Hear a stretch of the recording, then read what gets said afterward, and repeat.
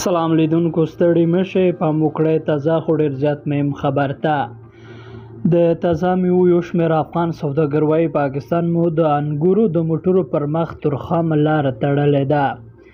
د تازه میوو یو شمېر سوداګر وایي له تېرو 3 ورځو راهیسې ترخم دروازه کې پاکستاني لوري اجازه نه ورکوي په تازه میوې په ځانګړي ډول انګور بار موټر له کرښې واوړي. د قدیم په نوم د تازه میوو یو سوداګر چې له افغانستانه یې انګور بار کړي دي وایي له تېرو 4 ورځو راهیسې ترخم دروازه کې انتظار باسي څو یې موټر ته اجازه ورکړل شي خو د ده په خبره نه پرېښودل کېږي.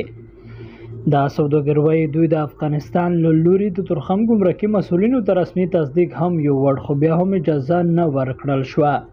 د ترخم له دروازې غړی یو سوداګر ریاض خان شینواری وایي دغلته له تېرو 3 ورځو راهیسې هغه موټرې درول شوي دي چې تور رنګه انګور یې بر کړي. دا چې موټرې په کوم دلیل ودرول شوي دي هغه یې په اړه ازادي راډیو ته ویل دا کومه مسله چې د انګورو راغلې ده د ګمرک والا دا خبره کوي چې په افغانستان کې تور او سور رنګ انګور بیخي نشته. د تور او سور انګور تاجکستان دی نو 3 ورځو نه موټر ولاړې دي ځینو موټرو کې مالونه خرابېدل هغه بیرته افغانستان ته ولاړل. ومو غوښتل په دې اړه د طالبانو د حکومت د سوداګرۍ وزارت مسؤلینو نظر ولرو خو ویاندې عبدالسلام جواد د دې راپور تر خپرېدو د ازادي راډیو پوښتنې ځواب نه کړی.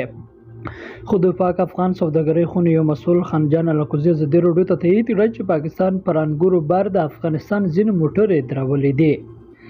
له تېرې یوې میاشتې راهیسې دا درېیم ځل دی چې تازه میوو او سبزیو د موټرو پر مخ د ترخم دروازه بندېږي. ترخم دروازه پر ډیورنډ کرښه د خلکو د اوښتو راوښتو ترڅنګ د دواړو هیوادونو ترمنځ د سوداګرۍ یوه مهمه ترانزیتي لار بلل کېږي چې په بندېدو سره یې دواړو اړخونو ته اقتصادي زیان رسوي.